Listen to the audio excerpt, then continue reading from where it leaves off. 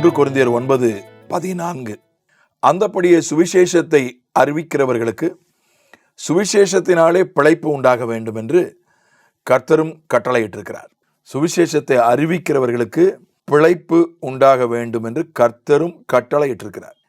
சுவிசேஷத்தை அறிவிக்கிறவர்கள், சுவிசேஷத்தை அப்படி பார்த்தால் பவுலே கூட முழு நேர ஊழியன் கிடையாது.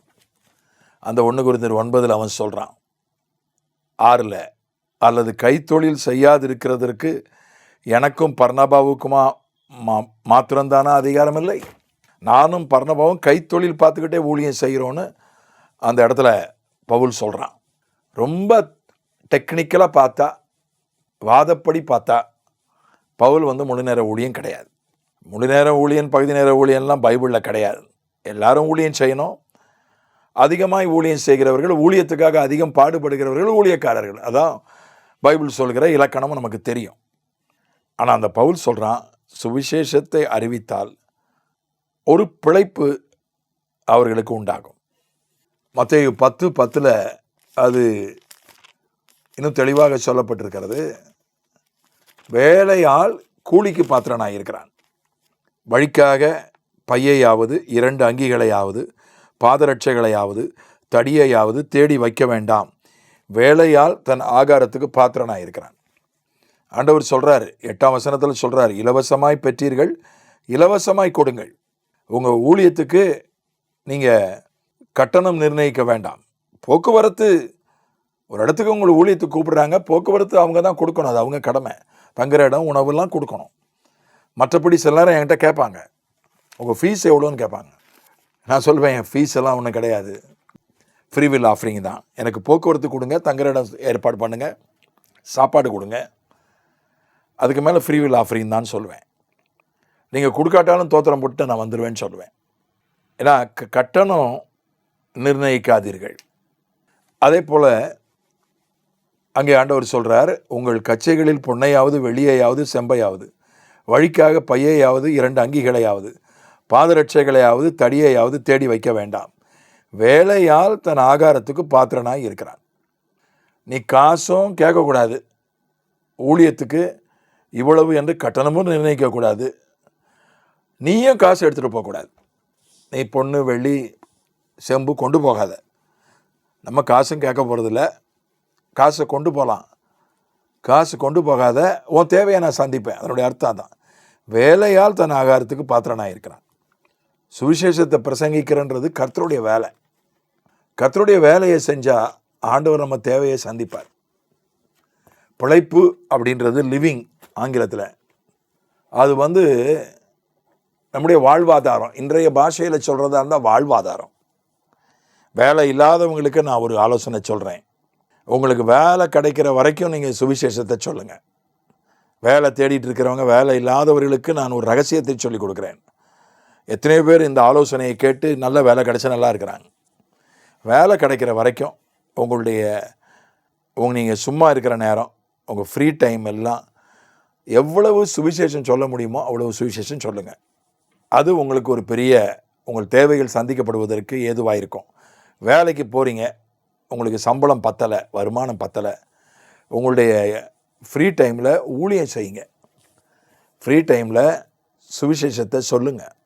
2 வேலை பார்க்குறத விட, ஒரு வேலையில் சம்பளம் போதலை 2வது வேலை பார்க்குறேன், ஒரு வேலையில் சம்பளம் போதலை ஓவர் டைம் பார்க்குறேன், ஓவர் டைம் பார்க்குறத விட 2வது வேலை பார்க்குறத விட ஒரு நல்ல ஆலோசனை, ஒரு சூட்சுமத்தை சொல்லி கொடுக்குறேன், சுவிசேஷத்தை சொல்லுங்கள். எந்த வடிவத்தில், ஊடகத்திலேயாவது, கைப்பிரதி மூலமாவது அல்லது நேரிலேயாவது, எப்படியோ சுவிசேஷம் சொல்லுங்கள். அது உங்கள் வாழ்வாதாரத்தை உண்டாக்கி கொடுக்கும். அது மாதிரி சகோதரிகளுக்கு நான் சொல்லுகிற ஒரு ஆலோசனை, கணவருடைய சம்பளம் போதலை, அல்லது கணவர் சரியாக வீட்டுக்கு செலவுக்கு பணம் கொடுக்க மாட்டேங்கிறாரு, நீங்களும் ஒரு வேலை பார்க்கணும்னு நினைக்கிறீங்க, வேலை பாருங்கள். ஒரு கைத்தொழில் பார்க்கலாம், பாருங்கள், தவறில்லை. ஆனால் அதோடு கூட உங்கள் குடும்பத்தினுடைய வருமானத்துக்காக பெண்கள் வேலை செய்கிறது, கைத்தொழில் பார்க்கறது நல்லது. அதோடு கூட சுவிசேஷத்தையும் சொல்லுங்கள். முடிஞ்ச வரைக்கும் மற்றவங்களுக்கு சுவிசேஷத்தை சொல்லுங்கள். அது உங்களுக்கு வாழ்வாதாரமாக மாறும். எல்லாரும் முழு நேர ஊழியர் ஆயிட முடியாது, அதுக்கு அழைப்பு வேணும். ஆனால் நீங்கள் விசுவாசியாக இருந்து சுவிசேஷம் சொன்னால் கூட அந்த சுவிசேஷம் உங்களுக்கு ஒரு வாழ்வாதாரத்தை உண்டாக்கி கொடுக்கும். சுவிசேஷத்தினாலே பிழைக்க வேண்டும் என்று கர்த்தர் கட்டளையிட்டிருக்கிறார். இந்த பிழைப்பு என்கிற வார்த்தை அங்கே வாழ்வாதாரம் என்கிற அர்த்தத்தில் தான் சொல்லப்பட்டிருக்கிறது.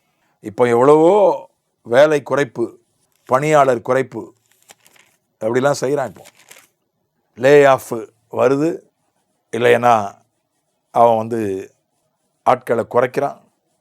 ஆட்கள் குறைப்பு நிறைய பெரிய பெரிய கம்பெனிஸில் செஞ்சிட்டாங்க. இப்போ வாழ்வாதாரத்துக்கு என்ன பண்ண? வேறு இடம் தேடுங்க. அதோடு கூட சுவிசேஷத்தின் சொல்லுங்கள். சுவிசேஷத்தினால் பிழைப்பு உண்டாக வேண்டும் என்று கர்த்தர் கட்டளையிட்டிருக்கிறார். சுவிசேஷத்தை அறிவிக்கிறவர்களுக்கு, அது பவுலை போல கைத்தொழில் பண்ணிக்கிட்டே செய்கிறவங்களுக்கும் அது பொருந்தும். அவன் என்ன சொல்கிறான் ஒரு இடத்துல, பிலிப்பியரில், நான் குறைவில் இருந்தேன், அப்போது நீங்கள் என்ன செஞ்சீங்க? நீங்கள் எனக்கு அனுப்புனீங்க, இப்போ நிறைவு உண்டாகிவிட்டது என்று சொல்கிறான். பிலிப்பியர் 4:16, நான் தெசலோனிக்கேயில் இருந்த போதும் என் குறைச்சலை நீக்கும்படி நீங்கள் 2 தரம் அனுப்பினீர்கள். 18, எல்லாம் எனக்கு கிடைத்தது, பரிபூர்ணமும் உண்டாகியிருக்கிறது. குறைச்சலில் இருந்தான், ஆனாலும் சுவிசேஷம் சொல்லிக்கிட்டே இருந்தான். தெசலோனிக்கேயில் இருக்கிறான்.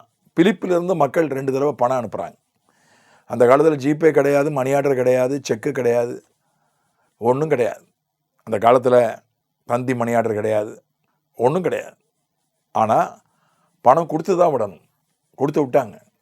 யாராவது போய் கொடுத்துட்டு தான் வரணும். தெசலோனிக்கேயில் இருக்கிற பவுலுக்கு பிலிப்பிலிருந்து 2 தடவை பணம் கொடுத்து விட்டாங்க. அதுக்கப்புறம் அவன் சொல்கிறான், எனக்கு எல்லாம் கிடைத்தது, பரிபூரணமும் உண்டாகியிருக்கிறதுன்னு சொல்கிறான். சுவிசேஷத்தை பிரசங்கம் பண்ணதுனால பவுல் வறுமையில் வாடலை. அவனுக்கு ஒரு வாழ்வாதாரம் கர்த்தர் கட்டளையிட்டார்.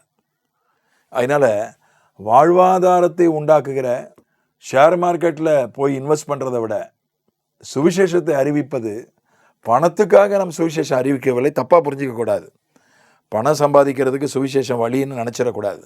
நமக்கு வாழ்வாதாரம் உண்டாவதற்கான ஒரு ஆசீர்வாதத்தை சுவிசேஷம் கொண்டு வரும். அதுதான் நான் சொல்கிற காரியம். சுவிசேஷத்தை முடிந்தவரை பிரசங்கிப்போம், ஆசீர்வாதமான வாழ்வாதாரத்தை பெற்றுக்கொள்வோம். ஆமென்.